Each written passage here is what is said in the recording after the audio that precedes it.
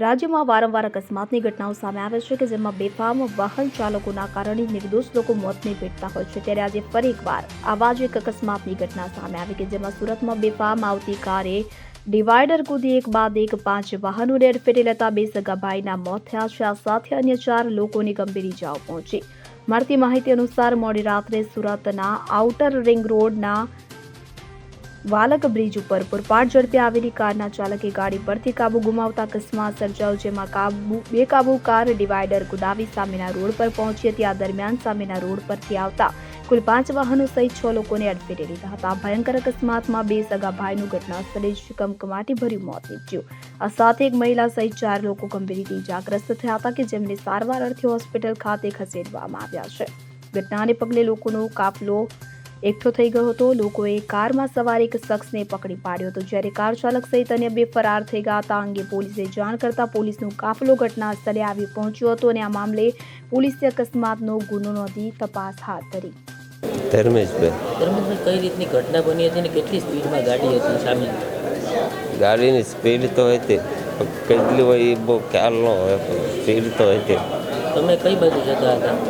હું આપણે પુલ ઉતરીને આવતો વરાછા મેન રોડ બાજુ। ક્યાં કોણ કોણ હતું તમારી સાથે? મારી વાઈફ, મારો છોકરો। ક્યાં ક્યાં ઈજા થઈ છે તમને? હે, તમને ક્યાં ઈજા થઈ છે? મને પગે ઈજા થઈ છે।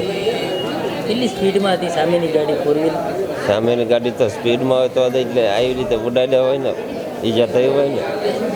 કઈ રીતે અકસ્માત થયો હતો, કંઈ વર્ણન કરી શકો તમે? આ કાર કઈ રીતે આવતી હતી, કંઈ યાદ છે તમને? કાર ગાડીના નડી પછી ખબર નહીં ચડી, મારી ગાડી નડી પછી ખબર નહીં ચડી।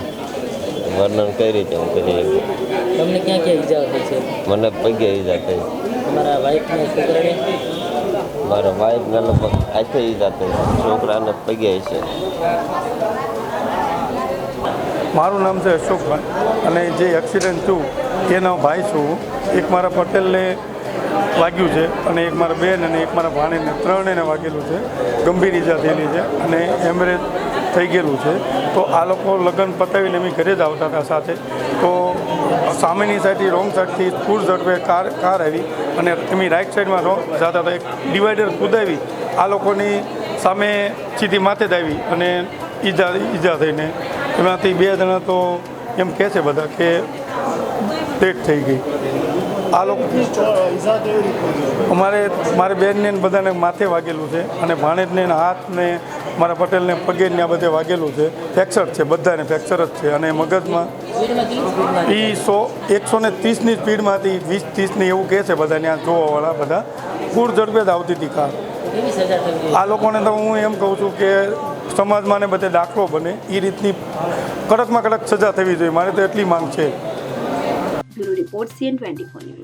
હવે જુઓ દેશ દુનિયાની તમામ ખબરો તમારી આંગળીના ટેરવે। ઉઠાવો મોબાઈલ અને Google Play Store પરથી ડાઉનલોડ કરો અમારી CN24 ન્યૂઝ મોબાઈલ એપ।